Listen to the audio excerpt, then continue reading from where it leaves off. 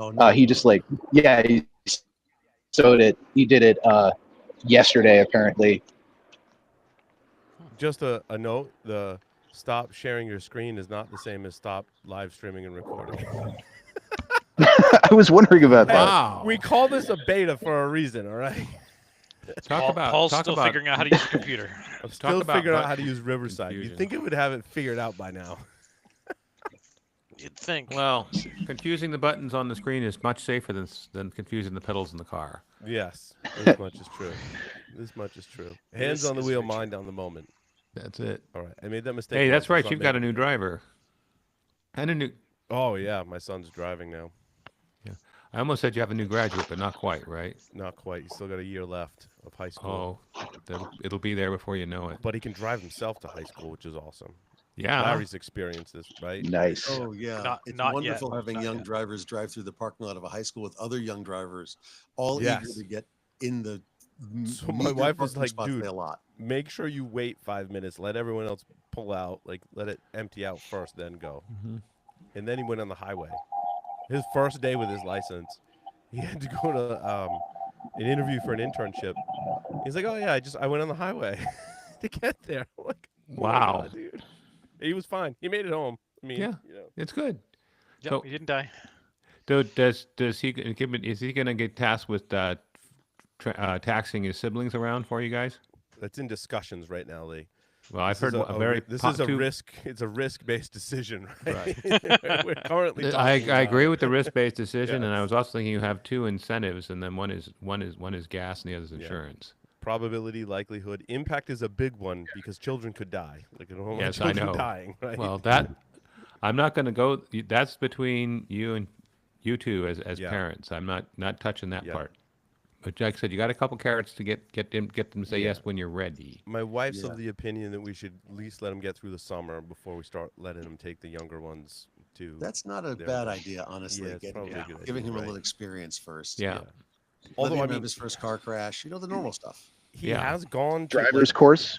It's interesting though, like from my house to the high school, Mhm. to go to the soccer field, where the one we go most often is just a little further than the high school, and he's Mhm. driven that route like a lot. So Okay.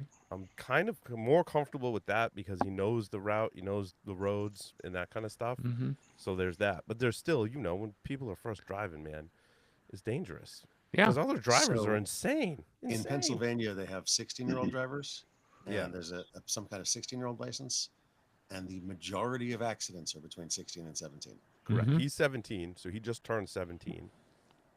But there's Yeah. still restrictions. I don't remember what the restrictions are. Probably Rhode Island has nighttime Rhode Island stuff. has crazy laws. Apparently, there's a restriction if you have a sedan and you have back windows tinted, you cannot take the driver's test with that car. Really? Ask me how I know the hard way. Yeah, well, Because we pulled yeah. up. And one of the instructors was like, "I don't really care." He's like, "But this other guy, he's gonna care." He's like, "Let me go talk." And the other guy was like, "No, you can't." I'm like, "But like, I have a truck and an SUV that has tint in the back windows," and he's like, "Oh, that's fine." I'm like, "What?" That's This so is- strange. This is how we That is get like weird. it relates to compliance and regulations. Like, how do we get ridiculous compliance and regulations? People, I swear, like people must just make stuff up. No, the problem I mean, is there's that bad a compliance reason and for it. regulations too, right, Josh? That like, Mm-hmm. what's the There- equivalent? I mean, A lot of times the problem is that we have plenty of ways to renew and certify and re-ratify. We have no way to say what was the original reason for Reason. that reg, right? and it's no longer there. Get rid of it. I mean, do you know how many laws are on the books for most towns about horseless carriages? Yeah, but like I showed up, the car was inspected, had passed Rhode Island state inspection, registered and insured, and there was no tint on the front windows because it wouldn't pass inspection with the tint on the front windows. I actually Right. I'd had them remove it because I didn't feel like doing it. I was lazy. Depending on the car, you didn't even need seat belts. I registered a 71 Spitfire in Rhode Island, and I go there and they're like, "Why'd you put these things in there?" I'm like, "Well, I don't want to get thrown from the vehicle sometimes." They didn't care. Although, to be fair, it didn't have tinted rear windows because it didn't have any. Yeah. Yeah, I get the same thing with my 1930 Ford. It doesn't have to be inspected, and which is good because it also does not have any glass. It does not have seat belts, and Yeah. yeah, Manual brakes, manual Right. steering. And you Yeah. also don't have any smog emission checks because of the age of the car. Same. Nope. nope. Can you imagine an emissions check on a 1930s car? Well, it's the antique cars. They won't work right with all that crap on them, so they don't do Yeah. it. No, Yeah. they won't. And if you go even earlier than that, they were open lubrication systems, Yeah. Yep. which basically means the oil would drip down through the engine and then drop onto the ground, Mm-hmm. which they considered a benefit back then because it made the gravel stay on the road without the dust. That's right. So the dog See- goes one way, the cat goes See, the I other. had Yeah. See, I had a car like that did that with the engine and the oil, but I'm pretty sure it wasn't supposed to. It would just stop running. I that can't car. find the. I saw something on X, and it was I can't find it now. It came up in my like, what is the purple star in X that shows you people's posts? It's like their recommended posts or whatever. I'm only familiar with the purple starfish, but not the purple star. Yeah, so Go to it's the doctor. weird. Go to the But doctor. it was and I really I thought they might have stolen one of your pictures, Larry, from when we wrote the book on WRT54G routers, because it was a WRT54G router in like a lightbox photo. In the caption was like, I feel like things were better when we had these. It's a recommended tweet. Huh. It's a recommended tweet, yeah. Huh. And Just now, who said that? now I lost it, but it reminded me of It must lot not of be things. recommended anymore. The irony of that, we were having a discussion at work yesterday with one of my guys, Robert, and he said, "Hey Larry, have you ever?"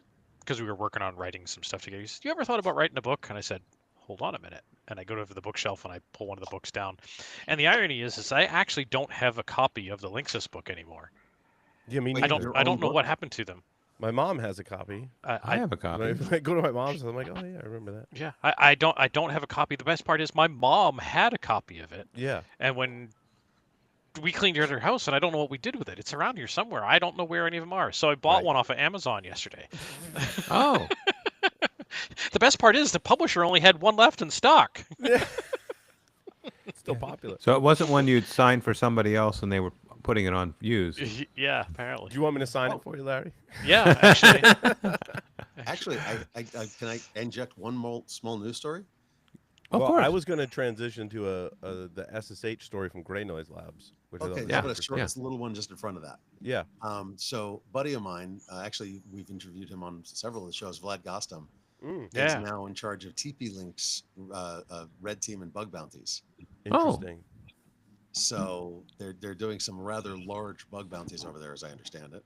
Hmm. But they're going to limit who's allowed to test. They don't want trash, garbage, No. stuff being pushed through. It takes too much time to wade through. So Yeah, it's interesting. I've always like debated whether or not router companies that make that have firmware-based devices, if they should have a closed bug bounty program or just an open one. Netgear has an open one on BugCrowd. In fact, Matt Brown has gotten payouts from that bug bounty program for Netgear. I also noticed, and I hope to have a post about this, that my day job, where it looks like we're adding support for some Netgear stuff, Mhm. and be able to do things like firmware integrity validation for Netgear that's devices, cool. which is That would pretty be really wild, neat. right? Yeah. So Paul and Josh, you'll note that there's a person on this stream that is very quiet based on this discussion. Yes. But I Normally will. Larry would chime in, yes, but but NDAs are in place. So. Yeah, but I will note that the bug bounty program for TP-Link is very interesting and has been very well thought out and proposed and designed Mhm. because we know the person that did it. nice. Right. So that's a good thing. I was thinking they might be starting closed because they're just starting and they don't want to throw it open to the whole world. You know, Well, it could also crawl, be, walk, run thing. Yeah, It could it's not also be stupid that yet. you could give more and or better information to your bug bounty hunters when it's closed and they're vetted people, Yes. Absolutely. So like rather like, and I'm not faulting Netgear. I think their program's great, but we're starting from downloading the firmware and reverse engineering from there. Yeah. But if I were designing a closed program, I'd be like, you know what? When we vet you and you join this closed program, I'll give you the offsets in the firmware. I'll give you information to set you up. Boom. Even better. We'll give you the hardware. Sure, that's awesome. Yeah. That you could really rock. You'd make your team ginormous fairly in terms of capability. I don't mean in terms of people. Yeah. No, but that would be you'd a expand the capabilities huge monstrously when you that'd be build a a lab. force. That's it. Force multiplier. That's the term I'm looking for, isn't it? Yeah, That is Yeah, that's a- awesome. that's huge. You build know- you build a group of people a lab, they get all sorts of like, whoa, fired up and building and breaking things. Did you guys read the Gray Noise article? So this is the one you want to read. There's a lot of articles about it. All right, so I'm going to share my screen without killing the stream again. I apologize for that. Okay, so we're gonna share my screen. It did it. Yes. So this is Gray Noise's technical post. Oh, yeah. I saw some Yeah. of this morning. So this is great. So basically, there's a lot of information about like the botnet that they built, about 9,000 devices. It looks like these were all ASUS routers, and they were looking at various exploits. And so these little boxes right here with the ampersand, those are parameters to the web interface. So they're exploiting authentication bypass and command injection. But not only that, if you can bypass authentication, you can send commands to the router and reconfigure it through the web interface, but just by almost like an API, right? Weren't they also dropping in SSH keys? So they Yeah, could get... and that's right here. So they used the built-in functionality in the ASUS router to enable SSH on both the LAN and the WAN interfaces, and then upload their SSH key to it. Yeah. And that's what these commands do right here in this box. Yeah. And so, but they're touting it as if you were to update the firmware, that this backdoor and this configuration will still persist. Correct. Which Right. brought me right back to the book that Larry and I wrote. And I'm like, if just in my head, I haven't looked at exactly how this works in ASUS routers, but having experience in this area, as a user, when you configure your router through the web interface, it has to store those settings somewhere that are independent of the firmware update. Larry knows Right. exactly where I'm going. Mm-hmm. In Yeah. that your settings are stored on the NVRAM partition, which should not get blown away if you're just doing a firmware update, so that all of your configuration is preserved and Correct. you can move from firmware version to firmware version. What you need to do is factory reset the device and then do the firmware update, or vice versa, right?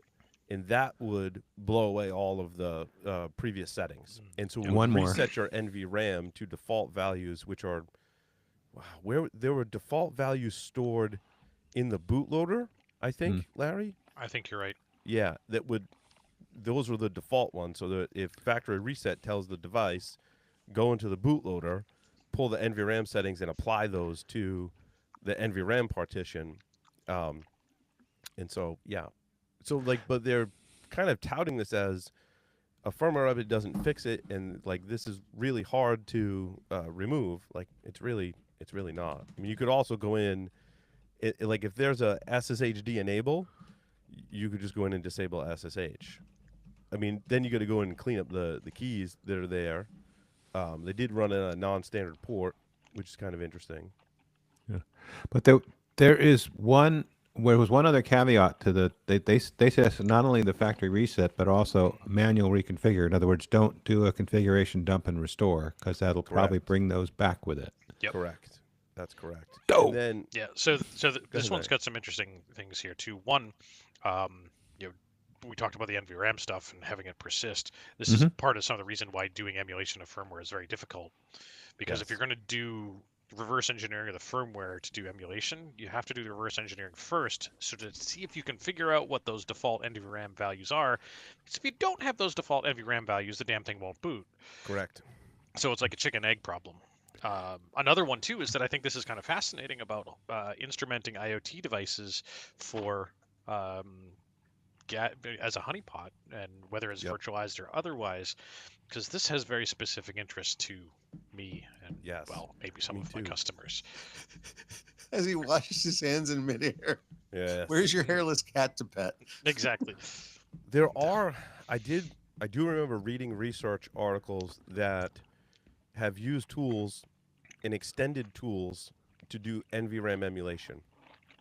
And they extended one of the tools for like a specific model router, and I don't think they ever released their updates to that project. So there is, and I don't remember what the tool is off the top of my head, but there are ways to emulate NVRAM when you're doing that. In addition to, you also have to emulate the hardware correctly, and that's usually, we did an interview with the ARMX guy. What was that? We did an interview with the guy that runs the project and training that has a whole class on basically like exploiting IoT devices. And he built a framework that allows you to emulate any device. But he also, one of the most interesting things from that interview was, he said if you get a new device and you want to emulate it, he's like, it's sometimes, most of the time, months worth of work to get the right NVRAM and hardware settings. Right, because you don't have the actual hardware, so you have to virtualize it and have it look like, so when the kernel driver or any of the drivers load during boot, it's getting the things from the hardware that it expects. So does that get easier, or is it consistently, level of difficulty 8 over time? Yeah, it doesn't get any easier. That's too bad. Because there's so many different types of hardware. And because they're not going to give you the specs on it. When No. Yeah. Right. I was just thinking, would your skill set improve to help that get easier? But given the parameter Paul just said, I'd say odds are like nearly zero for you getting easy. For you just know what you got to do. I mean, potentially use an LLM to make that easier. Have it analyze the hardware and spit out configurations. Maybe that might get us. That might work. It might cut it down. I don't think it's gonna. But it's not magic, but yeah. So, Larry, but how about an AI-powered decapping machine? That could be done with an electron microscope built in. Sure. That would be interesting to have an interface with the hardware. Yeah. The interesting thing is, how much does the operator need to know to make sure it's doing it right? Right. Exactly. Yeah. Just going in cold with no knowledge of how the stuff works, that's going to be a study in and of itself. An LLM's not going to really help you. You're still going to know what you're doing to be able to use an LLM. So, I just asked ChatGPT how to do brain surgery. You ready to hop on the bed? Yeah, right? Yeah, that's a great analogy, Lee. The other thing that was interesting about this, where I think they're also getting, if I update the firmware, it doesn't really solve all the problems, is this last part of the post talks about how ASUS released patches for various vulnerabilities that they analyzed and discovered that those patches sometimes don't fix all of the pathways to exploitation, which means now let's say you can clean up NVRAM, reset the factory defaults, running the latest firmware, and you think you're not vulnerable anymore. You could still be vulnerable because ASUS either one of many scenarios that I talk about a lot in my day job, right? The new firmware update introduced new vulnerabilities.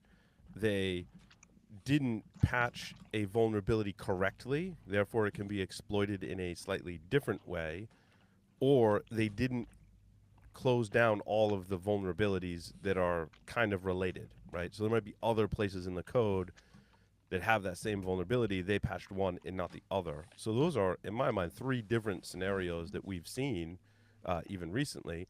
Josh has upgraded to a wooden spoon for his microphone. I got yelled at for using my wife's favorite spatula for my. Oh no! So she's like, wouldn't a wooden spoon work better? I'm like, I mean, it doesn't really. She's like, I like that spatula. Don't fuck it up. I went, okay. So she hands me a wooden spoon very carefully. At least she handed it to you. It didn't whack you with And it. this is also a sign that you know you're getting older when you have a favorite spatula. Yeah. And I can throw those stones because I have a favorite spatula. If you have a favorite spatula, Right. honey, you're getting older. Yeah. so Spatula this- world, right? This analysis is really super deep. So like basically Yeah, to no. say, if you're not a reverse engineer capable of checking this for yourself, get your Asus router off the internet. Larry, she said she might just be neurodivergent, not older. Or why don't we have both? Yes, honey, you're older and neurodivergent. Isn't that awesome? I'm so dead. Now she's gonna use the wooden spoon on You- all of us. We're all So screwed. so Josh, do you remember But Josh might like that. Josh? I gather you're near the kitchen. Yes. I'm in Do you remember the dining room. movie Throw Mama from the Train? Yeah. Duck. She doesn't throw things.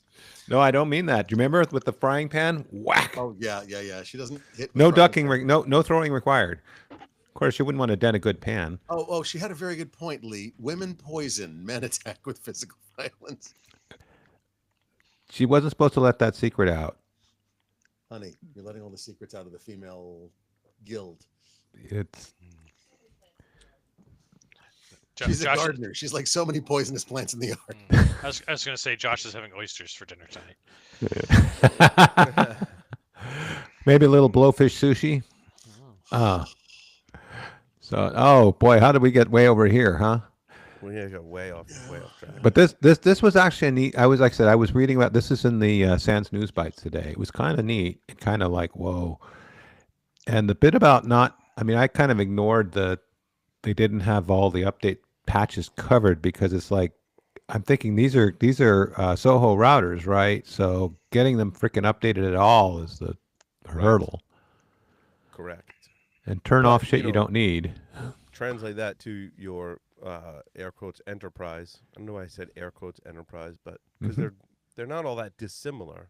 No. Those Well- devices, right? It's the same, pretty much the same thing. I mean, most of them are Linux-based IoT devices, or what we used to call embedded systems, that have the same problems. And if this one seems specific to Asus, but some of the ones that I see in the threat landscape, I'm like, well, that if it's Linux and attackers are getting a foothold, that could apply to any device you can remotely Right. get after, right? Your initial infection vector might be different, but the malware you're implanting afterwards is the same on these Linux-based devices. So I pay attention, even though this is Asus. I'm Yeah. like, how do I now detect this across all Linux-based appliances, if you will? Right. And Right. oh, by the way, Harry, you just like those other, you pretty much want to lock down access to the management interface. Although in a pure Linux system where it's just the SSH login, that's kind of harder. But on your IoT devices, you don't want unwelcome advances from unknown sources. You can you can Wait. just Management planes are dangerous? I mean, Paul, have you ever Yes. heard that before? Yes. Well, because I'm looking at how do I detect malicious I'm going to send you a behavior, frying pan. I'm going to send your wife a frying pan. right? Well, like, how do you detect it generically, right? So we look at this attack. It's Asus routers. We look at the IOS. So I love this term, indicators of compromise. Some people say IOCs. Some people say IOCs. Mhm. I'm not sure which you prefer, Well, if it was a picture, would it be a GIF? or GIF. Or a right? GIF. Yeah, that's what we're running into. Well, if so. you're a choosy mother, you choose Jeff. So I mean, other than the IP addresses for your network-based stuff, but the file system's kind of interesting, and this just goes back to like now Linux basics. Like, how do we do the Linux basics for detection on these devices where the manufacturer doesn't want you to have access to stuff? But if I have a Linux-based device, and some don't even want you to know there's Linux under there, but I have a Linux-based device, I want to know if a new entry was added to authorized keys. Yeah, of course you do. That's Absolutely. especially on a device where you would normally, as a user, would not, or an administrator, don't have access to that. But I want that level of visibility for these devices. So I'm thinking generically, I need a generic rule that if I can SSH into the device, tell me if there's a new entry in authorized keys. right? That's an IOC, indicator of compromise, but You hard know- to do on a lot of these devices because they don't That's- all have SSH. But That's what I was just going to go, because look, and it's not just SSH. If anything adds something to an authorized key system, an authorized key file, right, I want to know about it. Doesn't matter how. Right. I just want to know about it. But you know, what about the other half of the key pair?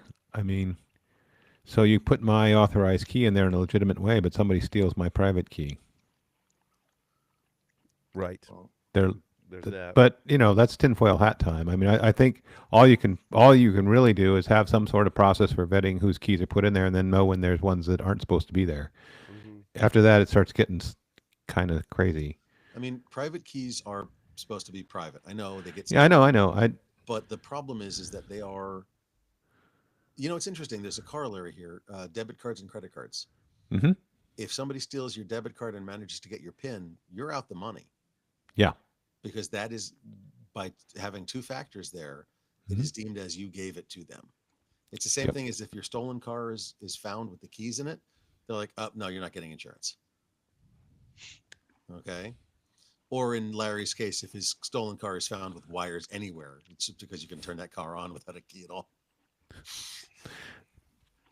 But I mean, is the corollary here that we need some sort of abstraction layer for private keys and SSH? Hmm. No, I think we need a way to check for our systems like we would any other Linux system. Yep. Right. That's what all we're this- calling for, is this level of visibility. It would become interesting if SSH private keys expired, like certificates do. Right. But I like, think in it this would case- be terrible the first few months, but after that, I mean, let's say there's no facility in the management interface to add an authorized key mm-hmm. via SSH, Mm-hmm. then any entry in there is potentially malicious. You know, the problem is you're talking from the perspective of somebody who actually gives a shit. This is true. Boom. I was helping a friend with a bus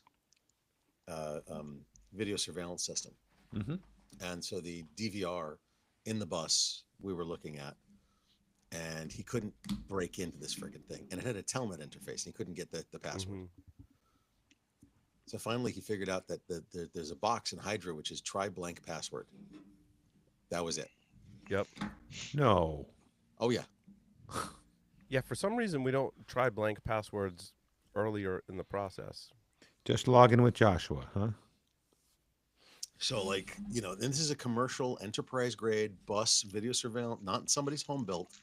Like they sell these for tens of thousands of dollars to put on buses and transit systems across the country. Or they did. This is probably 10 years ago. And it's one of my greatest examples of you have to realize that most people just don't give a shit. They just want it to work, right? Yeah. That's and then that's when the brain shuts off after it's working.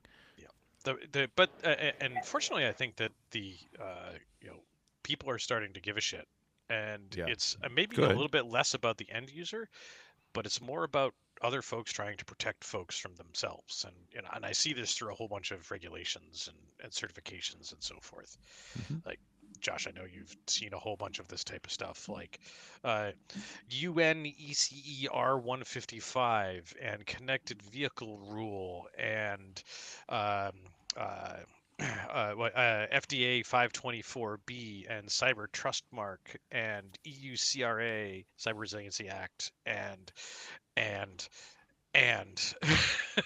and So yeah. the thing is that frameworks are trying to get people to standardize and make things proper and secure and compliant and done properly. And that's great. That's great. That's great.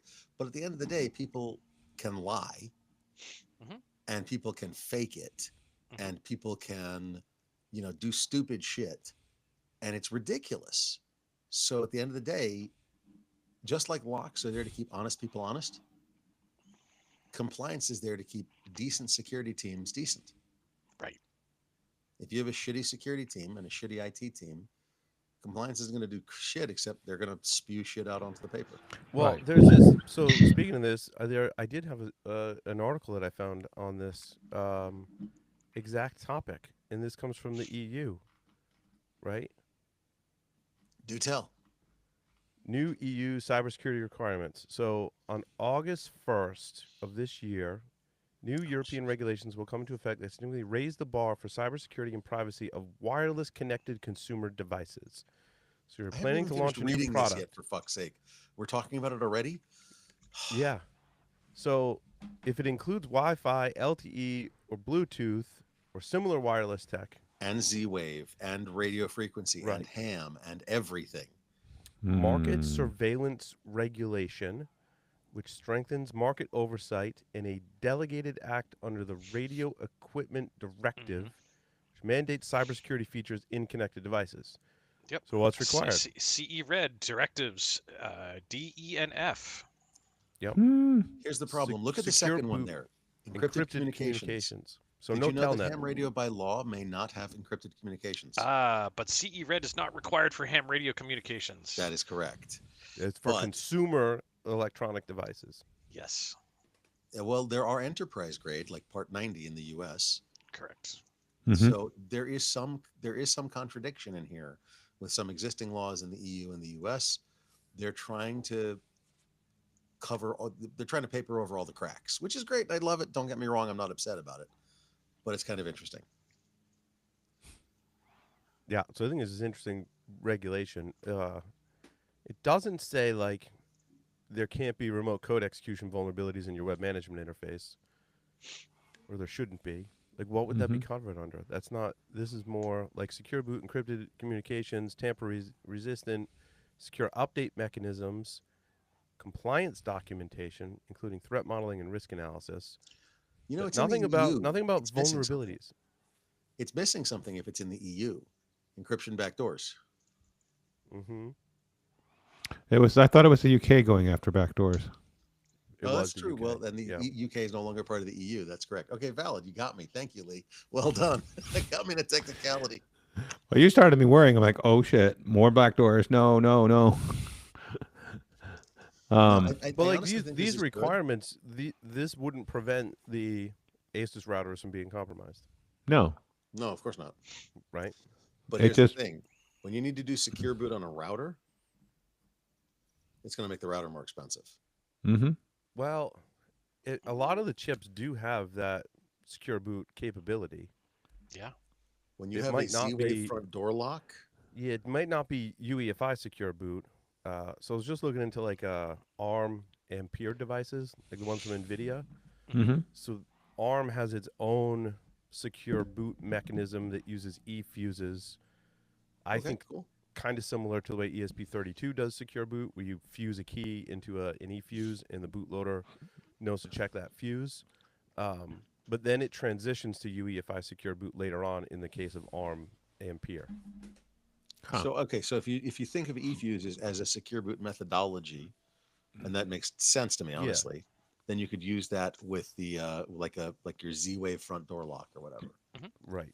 Because here's the problem: this, as written, goes all the way down to any device communicating telemetry wirelessly that is the speck of dust chip on some factory floor somewhere. Right. Which, I mean, on one hand is fantastic because it means job security for Paul and Larry. True. Right.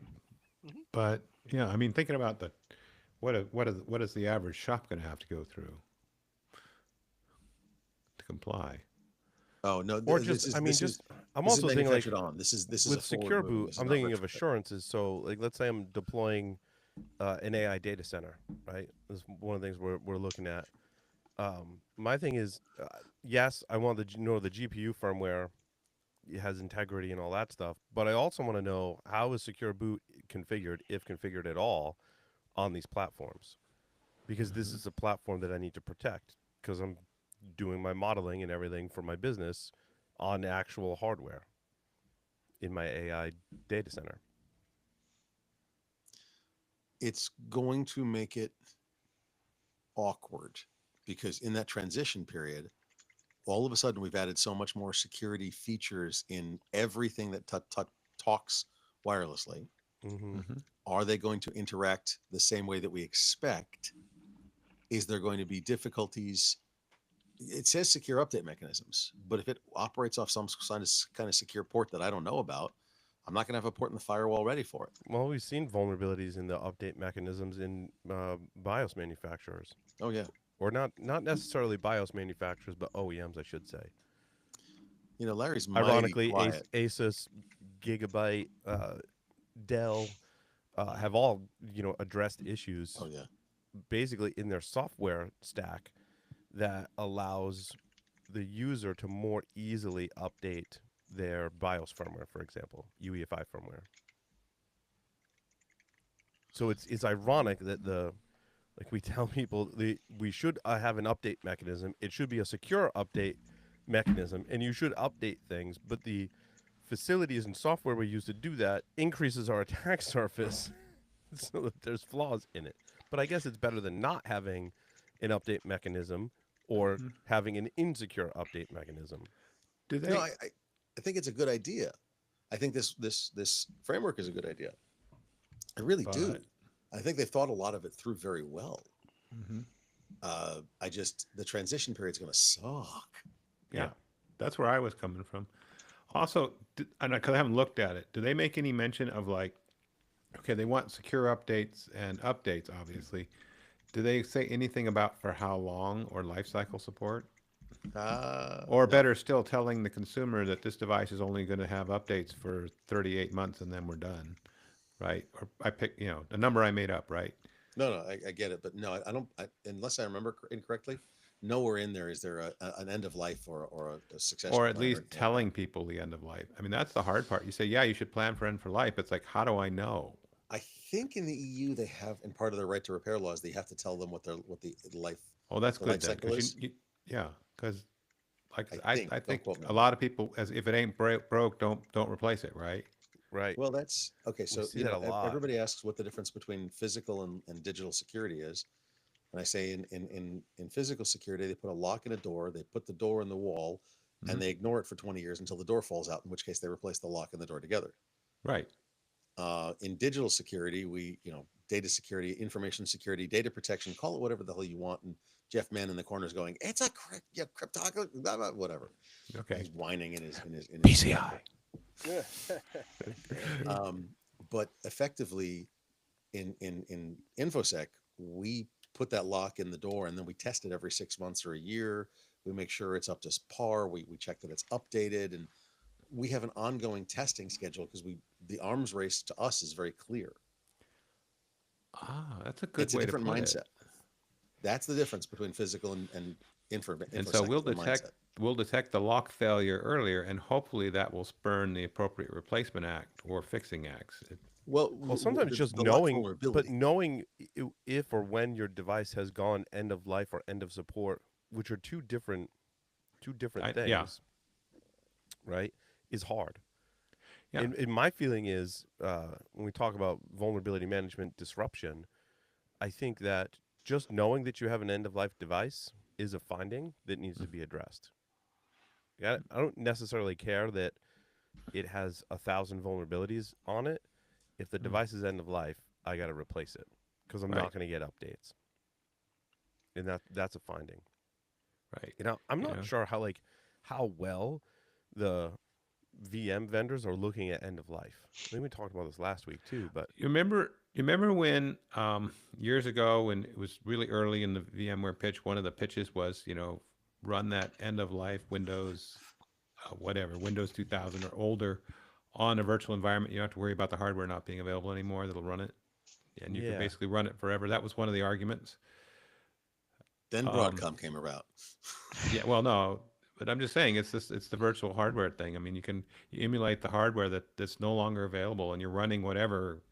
You can't get the hardware, you can't get the software, and you run it for 30 years. But what's the side so effect? you're saying we should run Windows 11, but then run Windows 10 in a VM to run our legacy apps that need Windows 10, No, 98, Windows 3. 98. 98 XP, Second edition. Vista. The really secure ones where you have to hit escape to get past the login window. Oh, that's hard, man. Hey, remember when XP Service Pack 3 came out and they had address randomization that was good 25% of the time? Do you know, and I It's say better than this all 0% the of the time. time. Remember that Gmark still has an XP laptop that he absolutely loves and refuses to give up? Does he I'd still believe have it. that? I I believe didn't it. ask him He about actually upgraded. He has a Windows 10 or 11 laptop now, but he still bemoans the fact that he had that XP laptop exactly set up how he wanted it. Oh, I'm sure he did. He I was feel using like that there's for like I feel like there's 2020. other people. Was it Marcus Random or someone else was doing the same thing? Like, why do I have to move if it works just fine? Well, You- you know, when you learn every single damn function in a specific application, operating system, thing, whatever, and you can do it in your sleep, it's pretty friggin' useful not having to relearn everything every 3 It months. Yeah, is. but there's You- something to be said for being on modern hardware and modern software. We've Agreed. talked about this, right? There's a security benefit to that. There are security features in the hardware that are implemented in the operating system. Well, In the UEFI, there are Mhm. many security controls that have gotten better over time. there's also security control, security features in being incredibly obscure and obsolete. Yeah. Well, that too. Well, XP, yeah. QNX, whatever. Wasn't it? Was it Windows XP to 7 that the UI change was significant, that you could run it with the older UI, I and that think was so. one of the pushbacks? Classic Was it- shell. Yeah, classic shell. Yeah. I had to do that for my father-in-law. I think it was, I can't remember. It was my mother. It was either Windows 7 to 10 or 10 to 11. She backed off the upgrade because there were too many ads for new Microsoft things. Well, in- I've no. I mean, do people like the Windows 11 interface? Are there people out there that are like, oh, I love what Microsoft did with the user interface in Windows 11? No. Most of what I see 10 are people 10, are like 7. 10, but- the whole thing. People are like, I don't want the weather. I think the PewDiePie guy was talking about that. Like, I don't want the weather and advertisements and all this crap in my start menu. Like, Yeah. can They I made just it have my more old like an start iPad. menu back? Like, my start menu should just let me access the Well- application. well, I don't you need know- Copilot in my start menu. Like, you know why the ads are there, right? Because No. how much did you pay for Windows 11? well, it usually on, comes on with the, on the exactly on the consumer side, how much did you pay for it? And usually Odds comes are it with was free with the computer. free with the Yeah. computer, yeah, and so they have to subsidize with ads. I wouldn't be surprised. I don't know what the Microsoft licensing model for consumers looks like anymore, but Well, it used I to be like I can remember having 100, to upgrade. 150. Yeah, I remember upgrading to Windows 10 on some systems from Windows 7, and it was free because they Yeah. wanted you to upgrade. Yeah. Like, Yep. Meanwhile, if you So- want to run a Slackware 3, go to town. Slackware is a rolling release now. It's Yeah. And then Man. Paul some comes people- to its defense. right. Oh, Well, man. no, I don't. I've not run Slackware in 20 years. it's been longer. But I did speak with someone who was 30? running, and it's a rolling release now. I always thought of Slackware, like you were saying, Josh, as like the older Yeah. Linux Mhm. Mhm. and not updated. But something, I Wax, think something Slackware. changed. I think something changed, and Slackware is a rolling release. Damn. I thought it was. Whatever gone. happened to Yagstrel? What's Yagstrel? That was a Linux release What's that? from the 90s. Is you Oh, credit yeah, we sold? were Is talking it- about all the Linux was the name? distributions that are out there. There's a million. Yay, YAGSTRL, something like that. Hmm. Something like that. Gosh. You know, Linux Format magazine just had its last issue. Yep. Well, magazines are Yeah, I dying know. breed. But they went and they interviewed people about old Linux distros, and they interviewed their old writers. And Mhm. I was leafing through some of the articles on the online version. I'm like, oh, Corel Linux, I remember that. Oh my God, yeah. There's a couple entries on Linux revs in Wikipedia, and one of them is grouped by the packaging. So you have the RPM, the Debian package, the Ubuntu packaging kind of stuff, which is probably as good a way to group them as any. But dang, as we were talking about the other day, there's a couple 300 of them now. It's amazing, but it's nice to see the roots. There's actually some common roots in there. Well, so DistroWatch is still a site apparently. I haven't visited. Oh, it is. I in haven't been to some that in time. years, man. Yeah. Yeah. But, Well, yeah. let me share And, my screen here. and for the record, Slackware, their most releasing breaking news for their release is from February 2nd, 2022, Ooh. of the release of Slackware 15. So they might not be updating that often. I didn't know that was even still a thing. So like I'm impressed, but I mean I prefer it was newer, but just I thought it was like gone. Still a thing. Yeah, last update, the 25th or Yeah. the 2005. Interesting. Mm-hmm. Mint apparently. Well, I don't know how DistroWatch counts these. Page hit rank. I've used Mint. Mint was great. Alpine for containers. Right. Chaos? What is Chaos? Oh wow. Look how Kali's at like number 18 on the list. Yeah. Look at Manjaro's above Ubuntu. Mm-hmm. Ooh. It's Interesting. Pop OS is above Manjaro. Yeah. I used I've to never use I've Pop! never heard OS. I've never heard of Endeavor or Kashi. I've heard of Endeavor. One of the podcasts mentioned Kashi. I The, don't remember what the deal was with Kashi OS. Yeah. Manjaro and its Oh, and it's an its Arch-based. cousins are another distribution mechanism. It's I saw that grouped under. I'm blowing a blank. That the tool we were talking about the other day, Paul. That's your scripting. Top grade. No, the lower level, Oh, the one that's in Manjaro, but before Oh, you found yeah. top. Pac-Man or PA Payman? Mac- Pac, PA that's Mac it. and Pac, it's Pac-Man. those are categorized as Pac-Man distribution. Yeah, so it's Arch Linux based, Kashi OS. and- That's the other word, Arch Yeah, Linux. Yes, and yes. but it so the default getting kernel is old. heavily optimized using the BOR, Burst Oriented Response Enhancer Scheduler, and that's what it was. I was listening to a podcast where they were benchmarking Linux distributions, and Kashi OS was one of the fastest ones out there. Is it? I can't quite read your screen, and I'm not going to stick my nose close enough. I think, does caching come from the fact it's doing a lot of caching, or is that just Could be. something kitschy they picked? Yeah, could be. Yep, And MX Linux? I haven't heard of MX Linux. Endeavor, I have heard of. Endeavor's the one that wants to be like Windows. Is that what it is? It's another Arch Yeah. Linux one. The spiritual successor to Anterghost. Anterghost, providing an easy set of pre-configured desktop based on Arch. It does kind of look like Windows even in the screenshot. Oh, Interesting. Yeah, cool. That's pretty cool. Wait, pretty cool. is that a red Tesla sliding by in the back? Starman. There we go. Hey, Dave, you're back. Dave's You don't back. still have Nick there, do you? He's probably wandering around. He's the head organizer for the conference, so he's out and about. A little And bit. it looks like he's busy, but he's got a good, like, solid, sizable team that he's delegating to, which is hard. And it looks like he's got enough time to actually enjoy the conference, which is hard when you're organizing something. Yeah, that's tough. He's also head of security over at Kraken now, the exchange. Yep. So pretty cool. Yeah, I'm So seeing a lot of is people I Doc- recognize here. I thought ThoughtCon was That's held awesome. at a bar, but it looks like you're in the woods, Dave. So I just didn't want to put anybody in frame that didn't want to be recorded. But no, it's actually at the Irish American Heritage building Yeah. in Chicago. That's a And bar, they right? do, strangely enough, they do have a bar. It's a very nice one. Mm. And it opens at 9 a.m. for this conference. My friend was just telling me that yesterday. One of my neighbors I'm not trying to be works racist, but having a bar at an Irish American Cultural Center is not something I would call unusual. It's very true. Very true.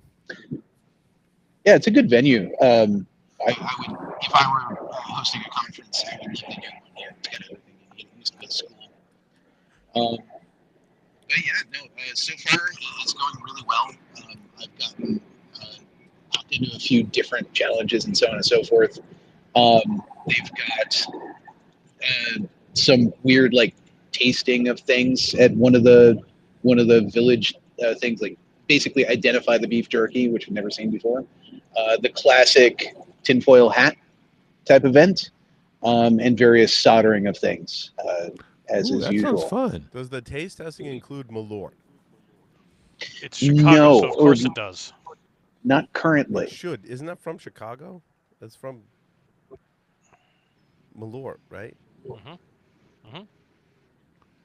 I was at GurCon, and they had some Malort, Mhm. and Amanda Berlin was like, you should. Well, maybe she's like, maybe you shouldn't try this, but she's like, it's really awful. And I'm like, all right, I'll try it. I'll try it. I'm like, how bad could it be? And oh my God, was it bad? It was almost. Not too It bad. was right up there with. Remember that early times whiskey that we sampled on the podcast once, Larry? Oh, it in the was worse. plastic. It's way worse than the early times whiskey. Yeah, So- early times so- in early times whiskey was really bad. It comes in a plastic bottle with like Ooh. fish all over it or something, and it was given to me for free at the liquor store, cigar store when they were combined that I shopped at, and it was Larry and I were like, wow, it's maybe because it spent so much time in that plastic bottle. Maybe. That's an interesting aging Maybe. process. Put your whiskey Yeah. in a plastic bottle. And for the record, the manufacturers of Malort have a barrel aged Malort. Mm.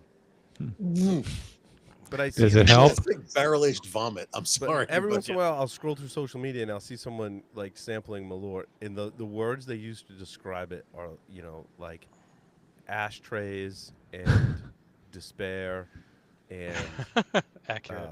my grandmother's basement Despair. infused with fish guts or something like that. I think Ooh. it's really descriptive.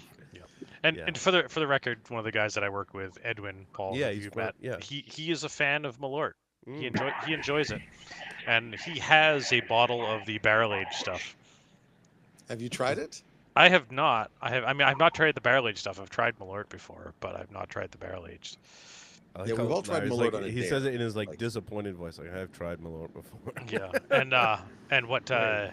Johnny Christmas Yeah. has his own version of Malort that he ages, and I forget what he did, but it's like a. I'll find it. I'll find it. Does he start So- with Malort and then apply like a process to somehow make it Did drinkable? you fuck it up? It's probably the latter. So, I'm just did a lookup on Malort, and I mean, it sounds cool when they talk about it's an anise of wormwood, but then it's incredibly bitter. I'm like, so they started off toward Yeah. absinthe and took a left turn at Albuquerque, Yeah, pretty much. And a right Um, at Pomona because oh my god, it's bad. Yes. and yet it says it's a Swedish style, but what I'm drunk in Sweden is Akavit, which is really strong, but Good. it's not. I wouldn't call it bitter. I like Akavit. In fact, I've got a Yeah. It's more neutral than Malort by far. Yeah, or what is it? Black Death from Iceland is similar to Akavit. Again, not bitter, not a weak alcohol, but this doesn't sound anyway. I guess we ought to go to Chicago and try a small amount, just so we have. But we You don't probably need to won't go buy to any. Chicago. It's all over the place. We can Yeah. If you we can like- just go to my house Okay. or Josh's house for that matter. Yeah, I think I've got a bottle downstairs. It's god awful. No, that's Um, yeah. No, I get it. gotta Um, understand, Next week but we're I all live- gonna have to get some Malort and we'll all try it together on the live stream. ooh. I live near Philly, and there's actually a distillery here in Philly that does rock and rye. Okay, Mhm. and it's rye with rock candy in it. Ooh. Ooh. How's that work out? It's surprisingly bad. I mean, I like rye, but Impressively. the rock candy seems like it would just be too sweet or something. It would do weird is things to it. Too sweet. It's actually, to be very honest with you, if you put it in a mixed drink, it can make a very nice mixed drink. Mm-hmm. But if you try to sip it, your first impulse as you sip is, what the fuck? Yeah. Well, because I mean, some things work good in rye. Like one distillery I knew did a rye, and they dumped in to the barrel about $2,000 worth of truffles, which Oof. vanished almost immediately. Oh, it made that truffle rye was amazing, but Those are expensive bottles. not that bad because they were little bottles. Okay. So last night I tried a Grenadian Oh. rum called Rivers. And you know how Jamaican rum has this really nice funk to it that's like almost like bubblegum, banana, a little bit of yeast.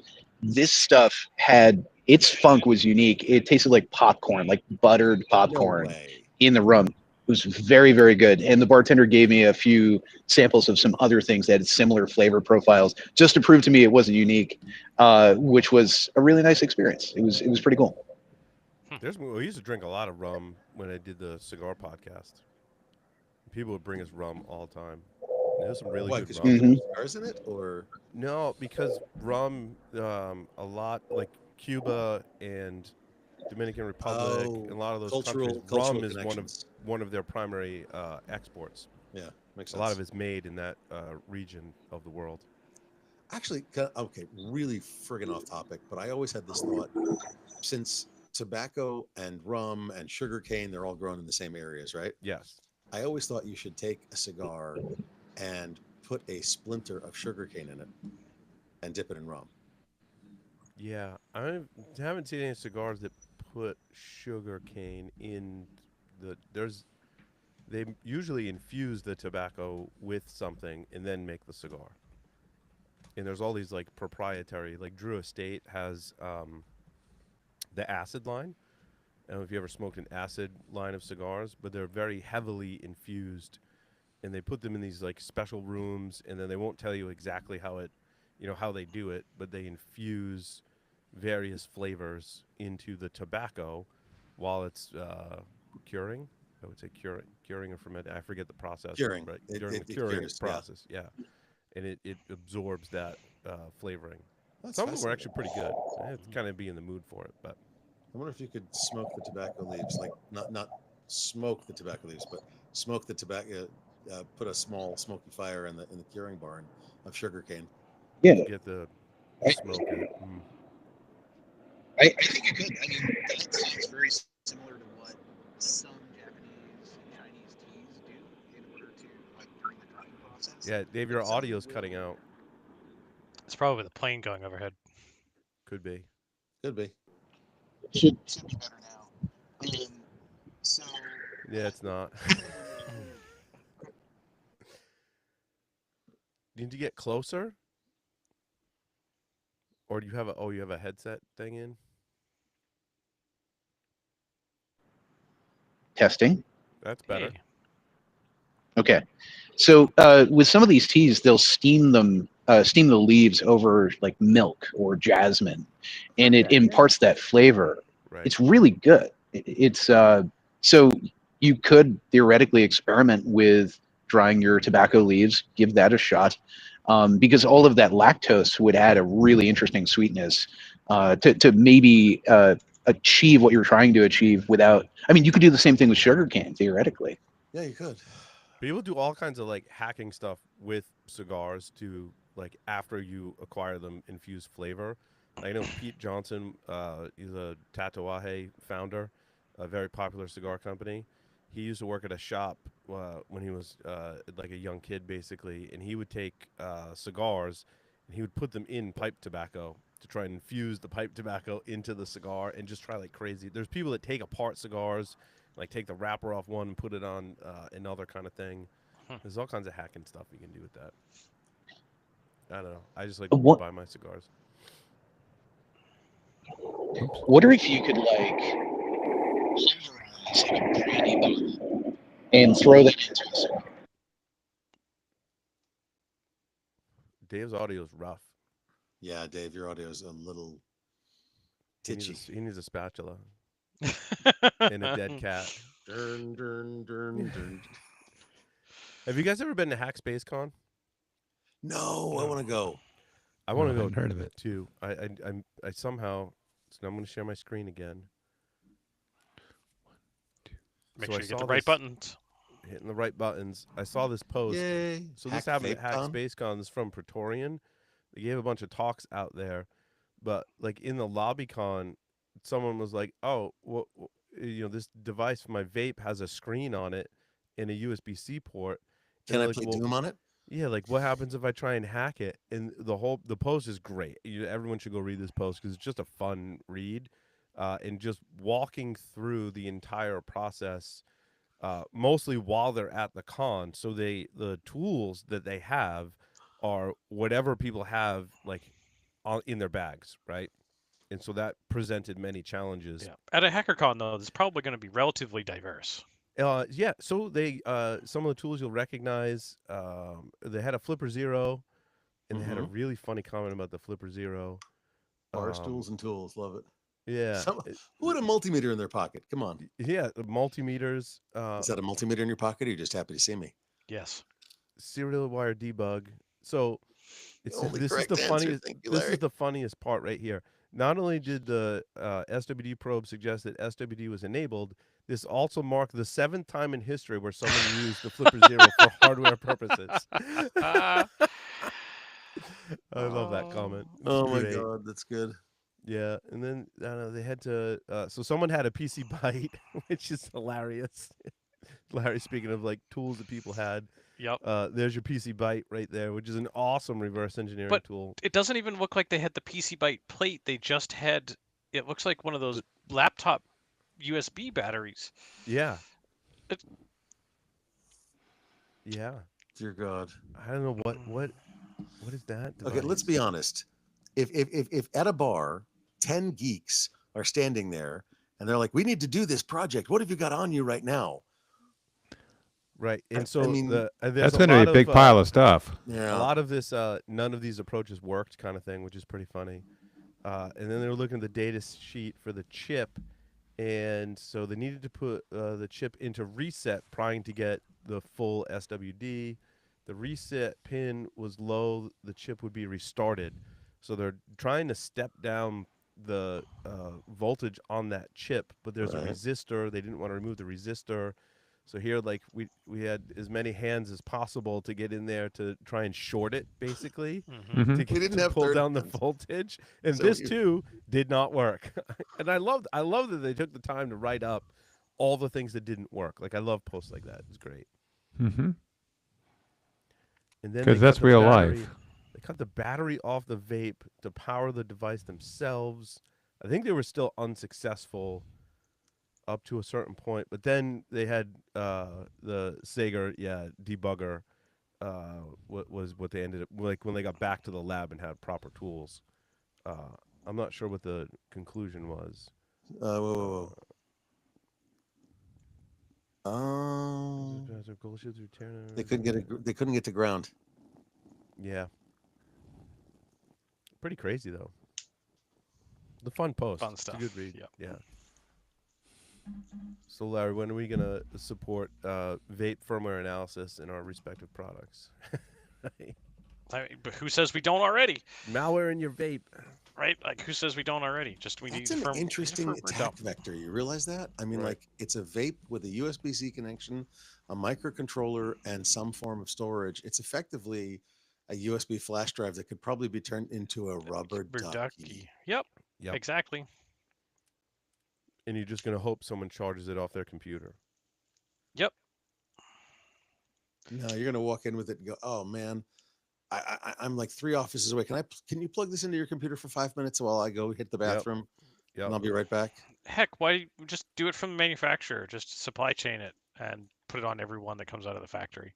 Or even better, just take all the insides out of the vape and replace it with electronics that can do the USB rubber ducky attack. Put a Raspberry Pi Pico in it, and you're off to the races. And that's, I think, one of the killer points. It's like a Raspberry Pi Pico, a vape. It's amazing how small some of these things are getting. Mm. Well, the OMG cable is, those electronics Oh in my a God. cable. And if you think about some of the readily available stuff, like you go into the stamp line of stuff, like Mhm. the stamp line of stuff is the size of a postage stamp. Right. Yeah, I mean, how much of that stuff do you have, Paul? You have the stamp computer and I the have a lot of them. Yeah. Oh, the card pewter. Yeah, this Card stuff is pewter, even that's what it is. this stuff may be even smaller. Like you can just get the raw modules that are literally the size of a postage stamp. Well, that's the problem is they're small and you can lose them. Yep. That's what they told me about my kids. I said, I haven't lost them yet. I've got 2 out of the Yeah. 4. But they're bigger now. Yeah, I thought I had some laying around. Yeah, see, you need some organization, Paul. Like you need. That's what 3D printing should be for. Well, Larry's got the ultimate organization though. Look, he even knows which drawer. He's got it labeled in a drawer. Is the drawer labeled ESP32? It's actually labeled Flipper Zero and Hacking Toys. Mm.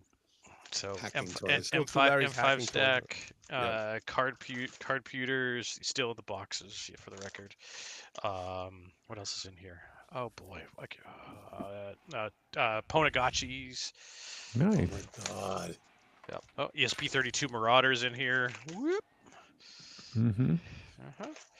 Yeah, all sorts of fun stuff in this one. Some Oh, of the see, in my T dongle S3 box, this is how organized I am. Is one of the little stamp things that we were just talking about. It's the little stamp. Nice. This is a DIY mall, ESP32C3. It's a pretty cool device. I haven't done anything with it. I gotta get the X Touch stuff working too. Yeah. There's entirely too Screen much things, fun too much stuff. Yeah. Too much fun stuff back here. Mhm. Like as I'm going through this, I'm like, oh hey, a project that I bought that I haven't worked on yet. Where'd you get those wooden drawers though? Those are cool. Amazon restaurant pager system. Anyone? Nice. Like oh, yeah. I didn't know the last time I Amazon. needed a pager restaurant. Yeah, exactly. Exactly. Android TV from the stuff that we worked on a little bit there, Paul. Yeah, see, Yeah. my stuff is everywhere. My Android TV is like on a shelf over there, thrown. I swear to God, we could turn this entire show into an hacker organization show. Yeah, We'd have thousands of viewers. I need to get that drawer system that Larry has. That's pretty sweet. That drawer system is actually pretty cool. They're all from Amazon. And they're all like do-it-yourself assemble type stuff. Flatbacks. Yeah, I started honestly. I started with one of these little ones over, one of these little ones over here that came from my mom's house. That's why these two on the ends are a little bit different color. They came from my mom's house. That's where she used to store her bills. And I'm like, these things are really. I like these. These are good. So then I got that one, and well, yeah. Here Then we I are. converted an entire wall of my office into them. Yep. Those bigger ones remind me of the flat drawers my grandfather used to use for storing architectural drawings. Exactly. Oh, interesting point. Very similar type of feel. In fact, I think I'm probably going to get a bunch more of these and actually put them upstairs in my walk-in closet so that I can organize all my watches and my knives and that type of stuff. So. Very nice. I do end up with like a ton of devices, and then, yeah. That I gotta find room for the drawer system somewhere. Yep. Well, most of this stuff used to be in cabinets that are up here in my office, but the cabinets got emptied so I could put filament in them. Right, that's what my cabinets are filled with now. Yeah. Yeah, and the I'm problem starting to is run out of it was so hard to organize stuff in the cabinets. I found the yeah. same thing. Yeah, I'm gonna have to switch to the drawer system Hmm. because I ordered like 10 kilograms of filament at a clip, sometimes Oh 20. Jesus! Will a reel fit in one of those drawers? No, probably not ideal for filament. I use my cabinets for filament Yeah. Okay. storage. And everything else goes in the drawers. Got it. That makes sense. Yeah, and then you gotta.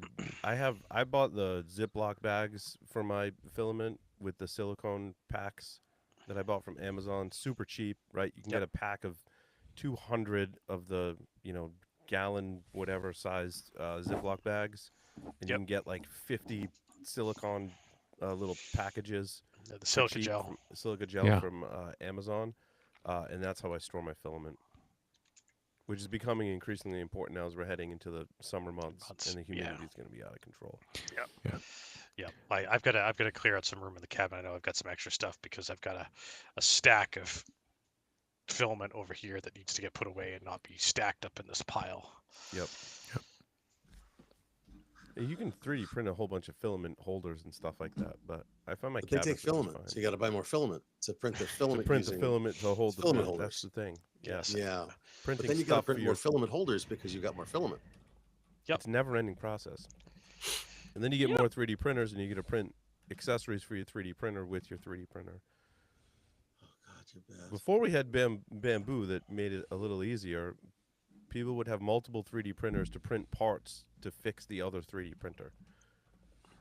Yep, I remember those days. Yeah. Those are the days I didn't want to get into 3D printing because I'm like, oh man, it sounds like super tedious. Yep, I can remember going to AS220, which was the closest thing that we had to our hackerspace, in that they had built a 3D printer so that they could 3D print parts to build 3D printers. Right. Yep. Yep. Yep. What else is going on? Not much. I mean, there's a lot going on. There's all kinds of things happening in the world. There's Mhm. all kinds of very, very strange. You read about CISA losing most of their top members Mm. over the last couple of months, and it's become public how many people they're losing, which is just about everybody. Um, there's a lot going on. There's a brandy new coalition to fortify allied networks, which are governments that are not our own, but are allied with us. That just came out a few days ago. The Strategic Cybersecurity Coalition. It's going to be interesting. Carasoft, Dell, Forescout, Google Cloud, Trellix, and Velos. There's a lot of stuff going on, but it's I'm from my point of view, a lot of this is all the same, said over and over again. And I'm just gonna. I know we've got only about 5 minutes left, but I just want to throw a philosophical thought in there, which is that as I get older, nothing is really that new. AI was Right. new. Cool, got it. Wonderful. AI is new. It's neat. It's cool. It's interesting. It's shiny. All kinds of silver bullet things coming out of there. But if only people would do the fucking fundamentals. Mhm. Right. And Lee's over here like, yeah, no shit. Thank you. I've only Well, been saying actually, it for 50 years. it's the my issue with I've been trying to figure out where I'm getting concerned about AI is it's you if you don't own the information, if you don't have the education, like if you're going to use AI to write your code, but you don't know how to write that language or how to code, How do you don't. review it? Right. I mean, earlier I made that reference to, using ChatGPT to learn brain surgery, and that's not mine. A friend of mine gave that, which just to make an extreme case, it's like if you don't know the technology, if you don't own the information, don't own the knowledge, it could create crap and you wouldn't know it. Um, you know, you can't, if you don't know how to write, you can't write a book. Right. If Well, you you got can't, an LLM write the book, but it's really yeah, but someone then else's book. There's a big debate about that. yeah, you got to own the knowledge, and it's hard. It's harder than that, but I'm trying to encapsulate it into something I can say and express because I'm concerned about that. And I do have to. We're gonna have to wrap in a couple minutes, but Yeah. anyway, but I think AI is exciting. It's neat. Is it? I'm keeping an eye on it and see what it can learn. I mean, hell, it's a new tool, right? Just like we're learning. Earlier we were talking about the cool shit we're still learning new cool shit we can do with 3D printing, right? Right. Yeah. And I'm not saying put that genie back in the bottle. It's like, let's learn more about it. It's cool. Just like you were saying a moment ago, Josh. It's like, see what's new, see what's different. So in the last 10 years, what actual breakthroughs? Anyone? Not iteration, breakthroughs. AI was a breakthrough. Mm-hmm. Yeah. Blockchain.